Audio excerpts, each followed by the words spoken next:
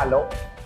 Question number 1 कहता है, देख हल्ला मत करो, x अनुपात बाई जेड कौमा बाई अनुपात जेड एक्स कौमा जेड अनुपात एक्स बाई अनुपातों के व्युत्क्रमी अनुपातों का मिश्र अनुपात बताइए। ठीक ना। देख व्युत्क्रमी का क्या मतलब होता है। व्युत्क्रमी का मतलब हम कल बताए थे इनवर्स रेशियो। कोई राशि मान लो x है, कोई राशि x है, ठीक ना, कोई राशि क्या है x है, इसका व्युत्क्रम का मतलब होता है 1/x। ठीक ना। हम तुमको बताए थे इनवर्स रेशियो के बारे में। मान लो 3:5 है, अगर इसको इनवर्स में लिखोगे तो 5:3 होगा। ठीक, तो कहता है कि x अनुपात बाई जेड, बाई अनुपात जेड एक्स, जेड अनुपात एक्स बाई अनुपातों के व्युत्क्रमी अनुपात निकालो। उसके बाद उस व्युत्क्रमी अनुपात का कंपाउंड रेशियो ज्ञात करो। कंपाउंड रेशियो ज्ञात करो। तो देखो, जब हम इसको इनवर्स में लिखेंगे तो x अनुपात बाई जेड को हम क्या लिखेंगे, बाई जेड बटा के x। अरे x रेशियो बाई जेड है, जब इसको उल्टा लिखेंगे तो बाई जेड रेशियो x होगा, और यहाँ पे कुछ नहीं है तो अनुपात 1 होगा। इसको क्या लिखोगे, इसको अगर इनवर्स में लिखोगे तो जेड एक्स बटा के बाई अनुपात 1 होगा। कुछ नहीं है तो 1 होगा ना। इसको क्या लिखोगे, एक्स बाई बटा के जेड, और कुछ नहीं है तो अनुपात 1 है। कहता है कि इसको सबसे पहले इनवर्स रेशियो में लिखो, और इनवर्स रेशियो में लिख देने के बाद इसको कंपाउंड रेशियो में कन्वर्ट करो। तो कंपाउंड रेशियो का हमने परिभाषा दिया था कि 2 या 2 से अधिक अनुपात के प्रथम पदों के गुणनफल और अंतिम पदों के गुणनफल को हम कंपाउंड रेशियो बोलते हैं। याद है। तो देखो, जब हम प्रथम पद को सब में आपस में गुना करेंगे तो ये होगा बाई जेड बटा के एक्स गुना के जेड एक्स बटा के बाई गुना के एक्स बाई बटा के जेड, और लास्ट वाला सब आपस में गुना होगा तो 1 के नहीं जी, तो 1 होगा। बात है समझ में। उसके बाद क्या करेंगे, इसको हम काट लेंगे। देखो x से x खत्म हो जाएगा, बाई से बाई खत्म होगा, जेड से जेड खत्म होगा, यानी ऊपर में बचेगा x by Z, x by Z. इधर क्या बचेगा, 1 बचेगा। यही तुम्हारा आंसर है। बढ़िया से समझो। देखो क्वेश्चन नंबर 2। क्वेश्चन नंबर 2 कहता है, यदि 2145 अनुपात x समानुपात 3003 अनुपात 42 है तो बाई का वह मान क्या होगा कि x अनुपात 2508, यहाँ पे छूट गया है, यहाँ पे समानुपात बना लो, बाई अनुपात 11704। देखो तुमसे बाई का मान पूछा है, ठीक ना, बाई का वैल्यू क्या हो। तो बाई का वैल्यू निकालने के लिए हमको x का मान चाहिए, तभी बाई का वैल्यू निकल सकता है। और x का मान निकलेगा यहां से। कल हम तुमको समानुपात पढ़ाया था। समानुपात के बारे में हम बोले थे कि जब कभी भी 2 अनुपात आपस में बराबर हो तो उसको समानुपात बोलते हैं। ठीक, जब 2 रेशियो आपस में बराबर हो तो उसको समानुपात कहते हैं। और ऐसी स्थिति में आंतरिक पद का गुणनफल बाह्य पद के गुणनफल के बराबर होगा। तो जब हम इसको लिखेंगे तो 2145 गुना के 42 बराबर x गुना के 3003। सुने को बात बताते हैं, जब हम x का वैल्यू निकालेंगे ना तो 1.5 मिनट का समय हम एकरे में लगा देंगे।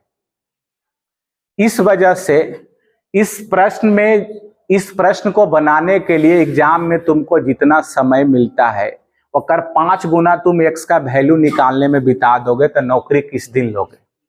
देखो, अब तुम एग्जाम में बैठे हो, जनरल कंपटीशन के विद्यार्थी हो, तो थोड़ा सा दाव पेच क्या है ना एक्स्ट्रा लगाना पड़ेगा।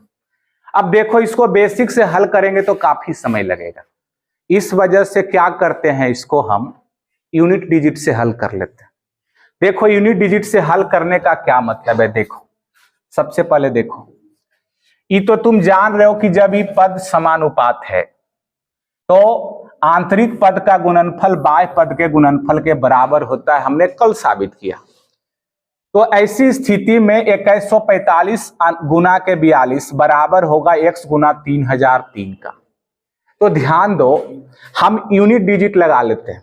यहाँ पे जब यूनिट डिजिट जब हम गुना करेंगे तो 5 दूना के 10 आया, इकाई अंक एजा से एजा तक का जो गुना होगा ना उसका इकाई अंक 0 है। किसी को दिक्कत? जब हम इधर भी गुना करेंगे, इधर तो इकाई अंक 3 है, यहाँ पे x है, तो x का जो भी वैल्यू रहा होगा, x का जो भी वैल्यू रहा होगा उसका इकाई अंक तो 0 रहा होगा। और x का कुछ भी मान रहेगा उसका वैल्यू जो होगा वो 0 होगा, तभी ना दोनों तरफ 0 आएगा। अरे इन्हें जब ई पद इस पद के बराबर है तो जब इधर का इकाई अंक 0 है तो इन्हें के भी इकाई अंक 0 होना चाहिए। तो इधर 3 है तो 3 है तो इधर x का जो भी वैल्यू होगा, दुनिया का कुछ भी मान हो सकता है, x का जो भी मान होगा इकाई अंक x का 0 रहेगा, तभी नहीं सारे दोनों संख्याओं का गुणनफल 0 होगा। तो इस वजह से हम यही देखा कि x का वैल्यू कुछ भी रहा होगा उसका इकाई अंक 0 ही रहेगा। क्या? अब आओ इधर, ये 0 गुना के 8, 0 गुना के सॉरी x का जो भी वैल्यू होगा उसका इकाई अंक 0, ये 2508 है और इस समानुपात 22 अनुपात 11704 है। अब जब समानुपात है तो आंतरिक पद का गुणनफल बाह्य पद के गुणनफल के बराबर होगा। तो जब बराबर होगा तो देखो x गुना के 11704 बराबर होगा 2508 गुना के 22। अब तुम बताओ ये क्या था? x था ना, ये x था। अब x जो भी संख्या हो, पता नहीं है क्या है, लेकिन उसका इकाई अंक क्या है? 0 है। तो किसी भी संख्या में अगर 0 से गुना करेंगे, किसी भी इकाई अंक वाला संख्या, अगर किसी भी संख्या का इकाई अंक अगर 0 हो, अगर हम उसमें गुना करेंगे तो उसका भी गुणनफल का भी इकाई अंक 0 ही होगा। अब देखो 4 गुना के 0, इधर 0 आ रहा है, इधर तो 8 है, 22 जो भी वैल्यू रहा होगा, 22 का जो भी मान रहा होगा उसका इकाई अंक क्या रहेगा? 0 रहेगा, तभी ना दोनों तरफ 0 होगा जी। तो 22 का जो भी वैल्यू होगा उसका इकाई अंक 0 होगा। तो केवल ऑप्शन नंबर सी में ही, ठीक ना, ऑप्शन नंबर सी में ही एगो केवल वैल्यू है 140 जिसका इकाई अंक क्या है? 0 है। इसका इकाई अंक क्या है? a अनुपात b बराबर 3:2 है। तो 5a + 2b अनुपात 3a + 4b का मान क्या होगा? सुनो इधर देखो बढ़िया से, लिखो यहां पे, नोट में लिखो, तू लोग जल्दी से नोट में लिखो, नोट में लिखो। जब प्रश्न में अनुपात का मान दिया रहे, जब प्रश्न में अनुपात का वैल्यू, अनुपात का मान दिया रहे, जब प्रश्न में अनुपात का मान दिया रहे, जब प्रश्न में अनुपात का मान दिया रहे और हमसे प्रश्न में अनुपात का ही मान पूछे,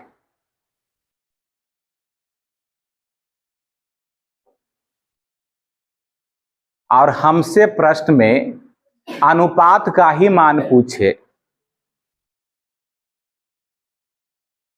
और हमसे प्रश्न में अनुपात का ही मान पूछे, पूर्ण विराम, तथा प्रश्न का डिग्री भी सेम हो, तथा प्रश्न का डिग्री भी सेम हो, प्रश्न का डिग्री भी सेम हो, तथा प्रश्न का डिग्री भी सेम हो, तो ऐसी स्थिति में, तो ऐसी स्थिति में, तो ऐसी स्थिति में प्रश्न में तो ऐसी स्थिति में प्रश्न में आनुपातिक मान रखकर, ऐसी स्थिति में प्रश्न में आनुपातिक मान रखकर प्रश्न को हल कर दिया जाता है। तो ऐसी स्थिति में प्रश्न में आनुपातिक मान रख करके प्रश्न को हल कर दिया जाता है। देखो इधर बोर्ड पे, देख इधर बढ़िया से, तुम देख रहे हो कि हमारे प्रश्न में अनुपात दिया हुआ है, ठीक ना। A अनुपात B बराबर 3:2 दिया है और हमसे अनुपात का ही मान पूछ रहा है प्रश्न में, और प्रश्न का डिग्री भी सेम है। डिग्री सेम का मतलब है कि इस प्रश्न में जो वेरिएबल तुम देख रहे हो ए बी दो है ना वेरिएबल, इसका पावर सेम हो, यानी वेरिएबल के जो पावर है, नोमा में तो पढ़ा होगा डिग्री, नोमा में है ना पढ़े के जी, छठे सतमा में पढ़े मैथ में, डिग्री भी सेम हो। देखो डिग्री सेम हो, डिग्री का मतलब है प्रश्न में जो वेरिएबल है ना उसका पावर अगर सेम हो, तो ऐसी स्थिति में हम केवल अनुपातिक वैल्यू को प्रश्न में रख के प्रश्न को हल कर देते हैं। देखो यहाँ पे ये देखो बढ़िया से, यहाँ पे तुम देख रहे हो ए का अनुपातिक वैल्यू 2 है, बी का ए का अनुपातिक वैल्यू 3 है, बी का अनुपातिक वैल्यू 2 है। अब ए और बी का मान प्रश्न में रख दो, तो रखेंगे तो क्या होगा, 5 तिया के 15 आ 2 दूना के 4, 15 4 19 अनुपात। इधर देखो 3 तिया के 9 आ 4 दूना के 9 और 8 17, यानी 19:17 तुम्हारा आंसर हो गया। देखो देखो इधर बोर्ड पे, हल्ला नहीं करेगा। देखो B/A बराबर 0:7 है। इसका मतलब है अगर दशमलव को हटा देंगे तो 7/10 है। हमसे पूछा A माइनस बी बटा के A प्लस बी प्लस 11/34 का वैल्यू क्या हो। देखो तुम्हारा जो प्रश्न है ना उसका पावर बोले तो डिग्री सेम है, मान रख दो इसमें। B का वैल्यू कितना है 7, A का वैल्यू कितना 10। अब देखो A माइनस बी यानी 10 में से 7 जाएगा 3 बटा A प्लस बी यानी 10 7 17 प्लस 11/34। देख इसको भी 34 हर बना ले, ऊपर नीचे दूदू से गुना कर देंगे तो क्या फर्क पड़ेगा, कोई फर्क नहीं पड़ेगा। कर सकते हैं ना जी। अब देखो यहाँ भी 34 यहाँ भी 34, हर को सेम बना लिया, यानी हर का एलसीएम 34 हो गया, यानी 3 दूना के 6 आ 11, 6 11 17, 17/34 का मतलब हो गया 1/2, 1/2 का मतलब 0.5। C number answer. सुनो इधर बोर्ड पे देखो, क्वेश्चन बोलता है यदि A अनुपात B 3:5 है, अनुपात का मान प्रश्न में दिया हुआ है और हमसे अनुपात का ही मान पूछ रहा है और सारे प्रश्न का जो डिग्री है वो भी सेम है, तो हम केवल अनुपात का मान रख के प्रश्न को क्या करेंगे, हल कर देंगे। अब रख जा परी, देख A का वैल्यू कितना है 3, B का वैल्यू √5। अब देखो जब A बराबर 3 है तो 3 दूना के 6 प्लस कितना है √5 बटा के, ये अनुपात है तो बटा है ना। इधर देखो 3 दूना के 6 माइनस 3 तिया के 9 ना जी, 3 तिया के 9 माइनस 2b यानी 2√5। अब तू कहेगा कि हमारा तो आंसर है ही नहीं है। ध्यान दो, तुम्हारा आंसर किसी भी ऑप्शन में नहीं मिल रहा, इसका मतलब यह है कि और आगे भी कैलकुलेशन की जरूरत है। हम इसको प्रमेयकरण करते हैं, रेशनलाइजेशन नाम सुने हो, क्या कैसे करते हैं हम? कंजुगेट से गुना करते हैं। तो हम ऊपर नीचे 9 प्लस 2√5 बटा के 9 प्लस 2√5 से गुना करेंगे। वही ना करेंगे जी। अब देखो नीचे तो a minus B into A plus B आ गया। अरे बोलो, a minus B into A, sorry a minus B into A plus B है। इसका फॉर्मूला होता है a square minus B square, जानते हो ना, a प्लस बी। देख उतना जरूरत हमको नहीं है, हम डायरेक्ट तोड़ते हैं। 9 का स्क्वायर 9 नमा 81 माइनस, इधर देख इसका वर्ग करेंगे तो 2√5 का स्क्वायर करेंगे तो 5 चौका 20, यानी कितना आएगा 61। नीचे हर में 61 ना आएगा जी।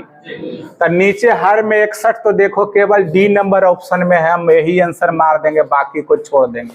किसी में भी हर में 61 नहीं है, हो गया आंसर। अरे पूरा हल करने से क्या जरूरत है हमको।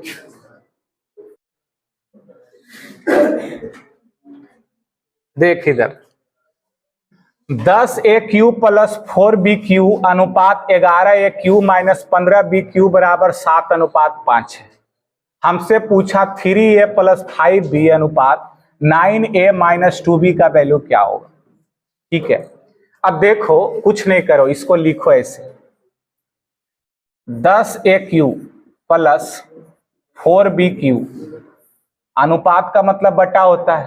रूल नंबर 1 में दिया है, हमने इसका जिक्र किया है। 11a³ माइनस 15b³ बराबर 7/5। ठीक ना, क्रॉस मल्टीप्लीकेशन होगा। तो जब क्रॉस मल्टीप्लीकेशन होगा तो तुम बताओ हमको,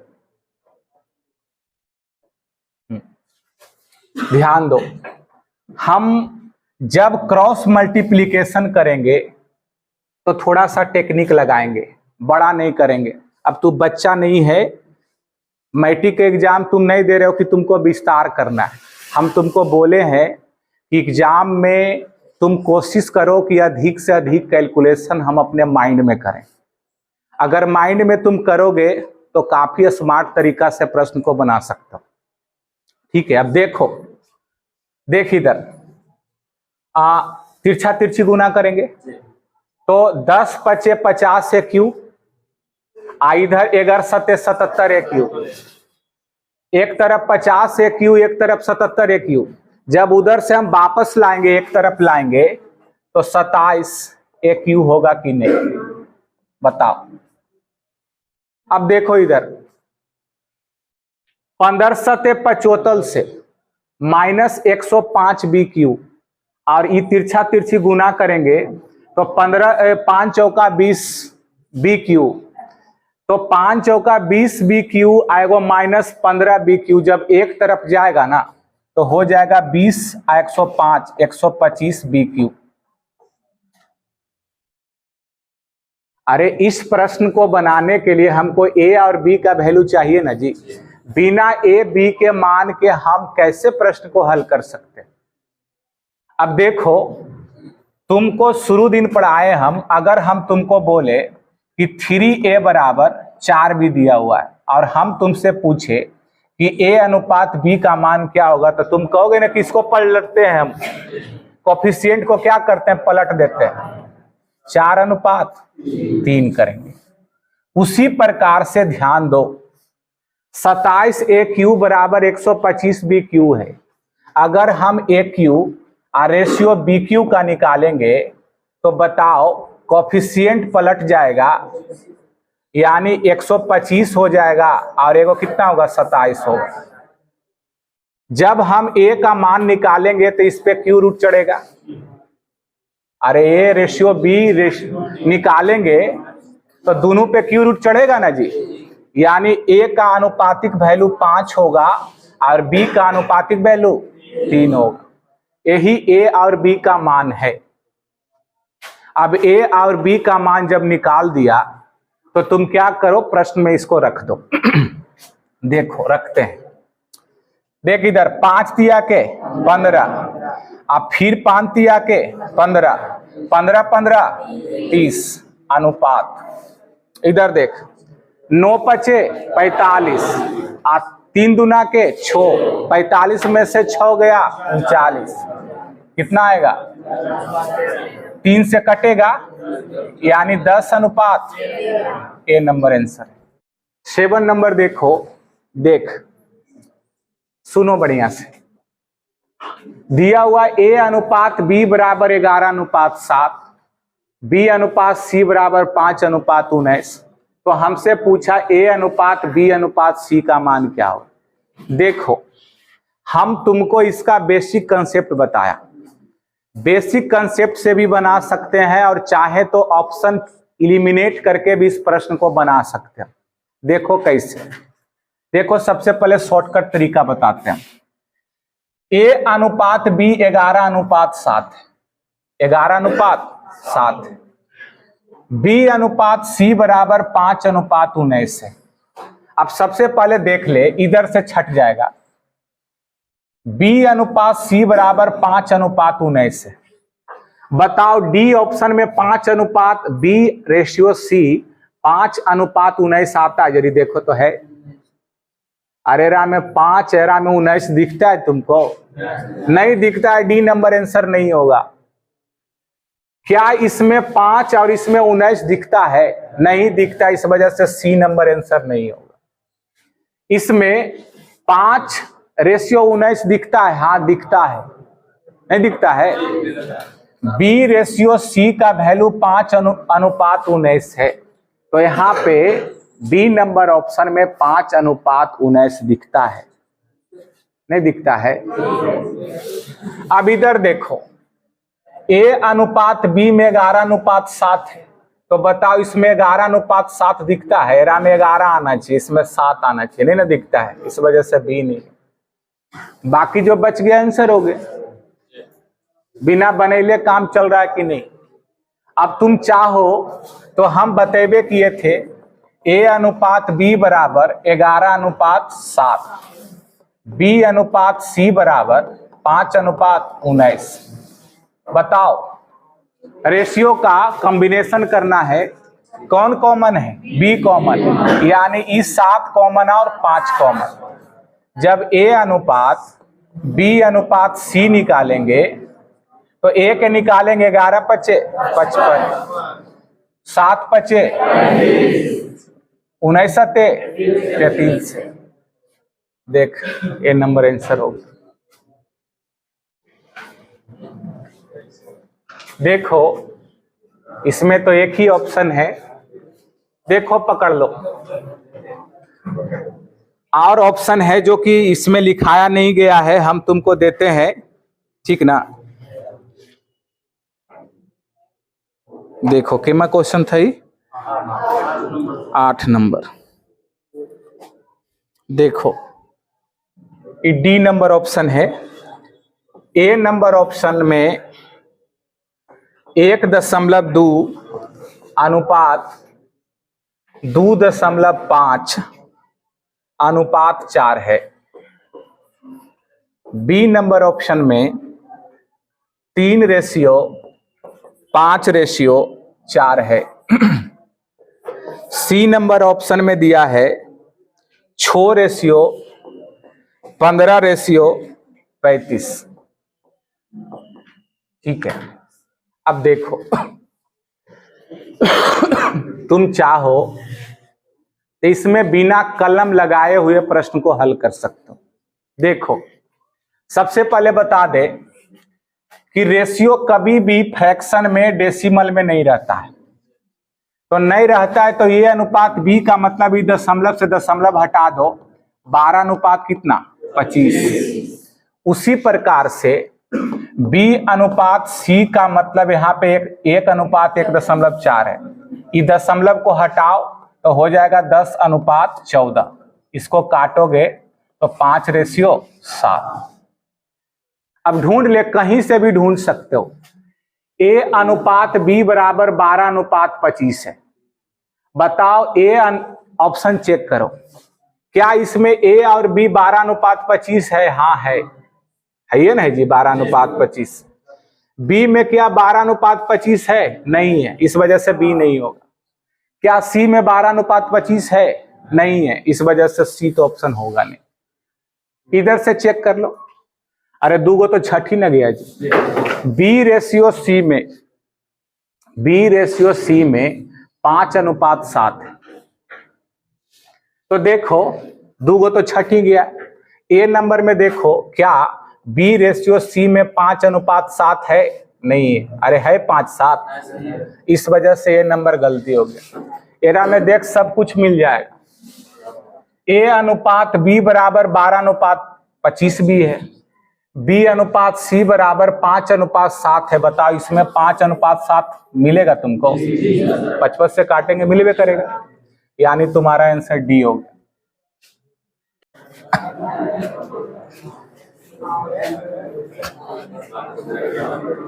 देखो हल्ला मत करो।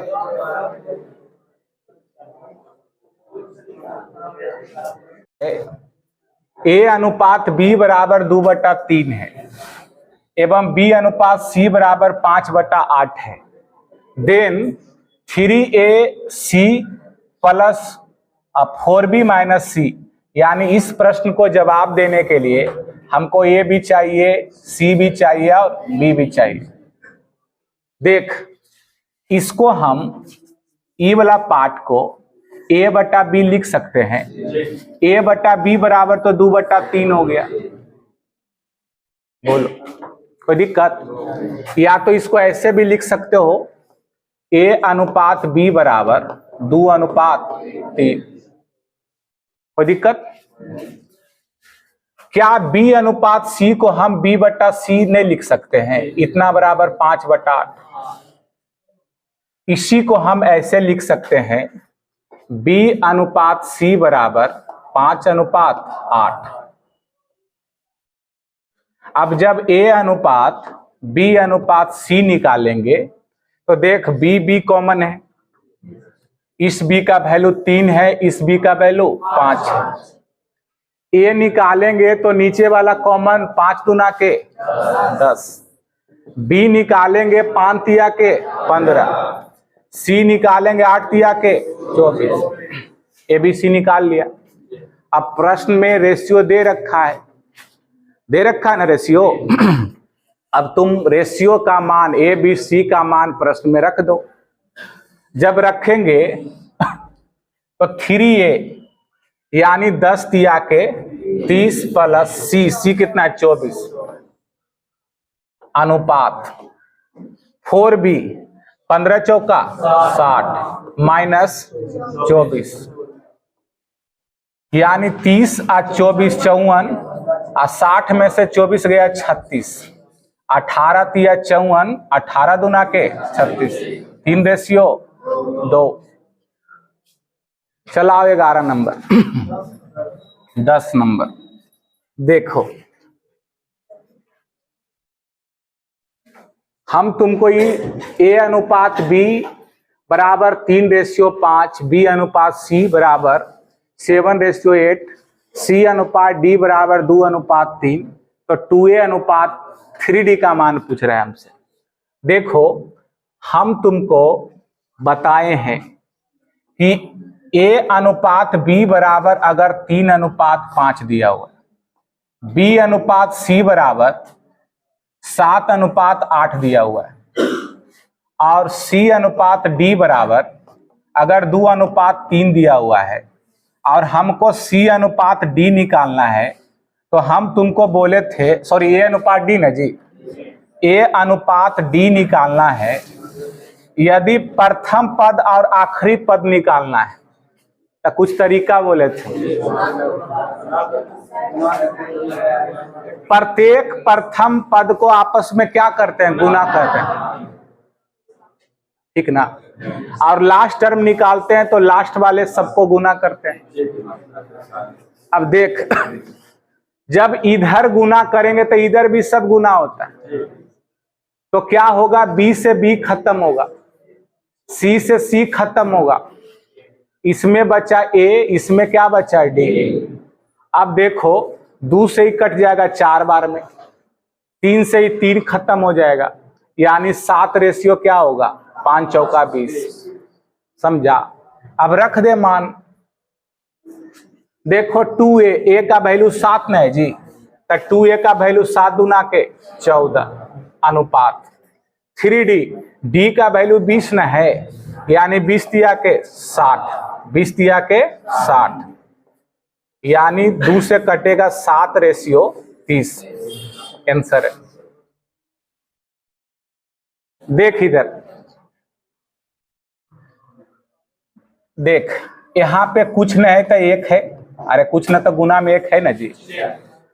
1a बराबर 3b, 4b बराबर 5c, 6c बराबर 7d, d प्लस a बटा के d माइनस a का वैल्यू पूछ रहा है तुमसे। इस प्रश्न का जवाब देने के लिए हमको d भी चाहिए और a भी चाहिए, दोनों का वैल्यू हमको निकालना है।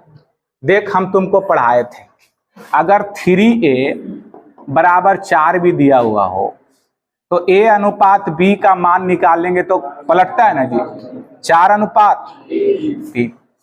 सेम उसी प्रकार से तुम बताओ हमको 1a बराबर 3b, तो क्या a अनुपात b बराबर कोफिशिएंट को पलटेंगे, 3 अनुपात 1 लिखेंगे। 4b बराबर 5c, तो b अनुपात c निकालना है तो पलटेंगे हम 5 अनुपात 4। 6c बराबर 7d, यानी c अनुपात d बराबर कितना है जी, 7 अनुपात 6। हो गया। अब क्या चाहिए हमको, d चाहिए और a चाहिए, प्रथम पद और आखिरी पद चाहिए। प्रथम पद आखिरी पद निकालने का बेस्ट तरीका तो तुमको बताया है, प्रथम पद को गुना करो और लास्ट वाला को गुना करो। तो जब गुना करेंगे सब कटेगा, b से b, c से c कट जाएगा, यानी a रेशियो d बचेगा। इधर क्या बचेगा, इधर 3 से ही 2 बार में कट जाएगा, कटेगा ना जी, यानी 7 पचे के 35 अनुपात 4 दूना के 8, a अनुपात d का वैल्यू आ गया 35 रेशियो 8। जब 35 रेशियो 8 हो गया तो मान रख दे, तो d प्लस a है, यानी 35 प्लस 8 43 ना, अब बटा d माइनस a है, तो 8 में से 35 जाएगा, कितना आएगा, -27। यानी तुम्हारा आंसर b नहीं होगा, b गलती है, तुम्हारा आंसर d नंबर होगा, d नंबर ना, हाँ d नंबर होगा, -43 बटा के 27। सबसे पहले हम वापस आते हैं, कहां तक पढ़ाया था, 11 तक। 12वां नंबर क्वेश्चन देखो, ये तो तोर जाना पहचाना क्वेश्चन है, हम 4 तरीका से बताए थे इसको। एक तो a अनुपात b अनुपात c निकालना है, तो जिसको निकालना है उसी को ढकेंगे, यानी 5 चौका a का वैल्यू निकालेंगे, 5 चौका 20। b निकालना है, b को ढक लो, बाकी सारे गुणांक को गुना करो, 5 तिया 15, और c निकालना है तो c को ढक लो, 4 तिया के कौन रेशियो हो गया, c नंबर।